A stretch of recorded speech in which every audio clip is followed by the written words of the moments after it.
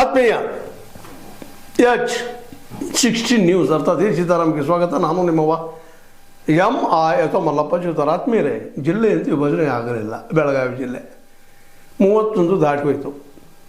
ಏನಾದರೂ ಹೊಸ ರೂಪ ಆಗ್ಬೋದಾ, ಹೊಸ ಹೋರಾಟ ಸ್ಟಾರ್ಟ್ ಆಗ್ಬೋದಾ ಗೊತ್ತಿಲ್ಲ. ಆದರೂ ವಿರೋಧಿಗಳು ಮಾತ್ರ ಮಾತಾಡ್ತಾ ಇದ್ದಾರೆ, ಚರ್ಚೆ ಮಾಡ್ತಾ ಇದ್ದಾರೆ.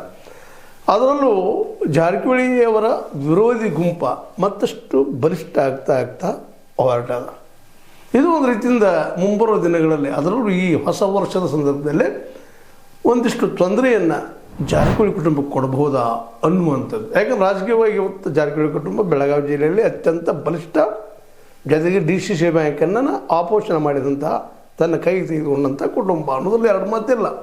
ರಾಜಕೀಯವಾಗಿ ಇವತ್ತೇನಾದರೂ ಬಲಿಷ್ಠ ಅನ್ನುವಂಥ ಕುಟುಂಬ ಇದ್ದರೆ ಬೆಳಗಾವಿ ಜಿಲ್ಲೆಯಲ್ಲಿ ಅದು ಜಾರಕಿಹೊಳಿ ಅವರು, ಅದು ನಿಸ್ಸಂಶಯವಾಗಿ. ಆದರೆ ಅವರು ಈ ಸಂದರ್ಭದಲ್ಲಿ ಗೋಕಾಕ್ ಮತ್ತು ಚಿಕ್ಕೋಡಿನ ಜಿಲ್ಲೆಯನ್ನಾಗಿ ಮಾಡಿಸಿ ತರಲೇಬೇಕಿತ್ತು ಏನೋ. ಯಾಕಪ್ಪ ಅಂತಂದ್ರೆ ಎಲ್ಲ ಕಡೆಗೂ ಅಸಮಾಧಾನ ಮಾತ್ರ ಮೂಡಿದ ಇವ್ರ ಕುಟುಂಬದ ಸಲುವಾಗಿ. ಇವರಿಷ್ಟು ಬಲಿಷ್ಠರಿದ್ದರು, ಸ್ವತಃ ಮುಖ್ಯಮಂತ್ರಿ ಆಗುವುದಕ್ಕೆ ಪ್ರಯತ್ನ ಮಾಡಿ ಅದನ್ನು ಪಡೆಯುವ ದಿಶೆಯಲ್ಲಿ ಪ್ರಯತ್ನ ಮಾಡ್ತಾಯಿದ್ರು.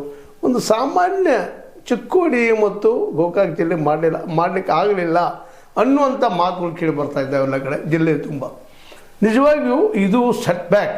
ಹೊಸ ವರ್ಷದ ಸಂದರ್ಭದಲ್ಲಿ ಜಾರಕಿಹೊಳಿ ಕುಟುಂಬಕ್ಕೆ ರಾಜಕೀಯವಾಗಿ ಒಂದು ದೊಡ್ಡ ಹೊಡೆತ, ಇದರಲ್ಲಿ ಎರಡು ಮಾತು ಇಲ್ಲ. ಯಾಕಪ್ಪ ಅಂತಂದರೆ ಇಡೀ ಎರಡೂ ತಾಲೂಕುಗಳಲ್ಲಿ, ಎರಡೂ ತಾಲೂಕು ವಿಭಾಗಗಳಲ್ಲಿ ಎಲ್ಲ ಕಡೆ ಇದು ಚರ್ಚೆ. ಈ ಒಂದು ದೃಷ್ಟಿಯಿಂದ ಇದನ್ನು ಜಿಲ್ಲೆಯನ್ನಾಗಿ ವಿಭಜಿಸುವಲ್ಲಿ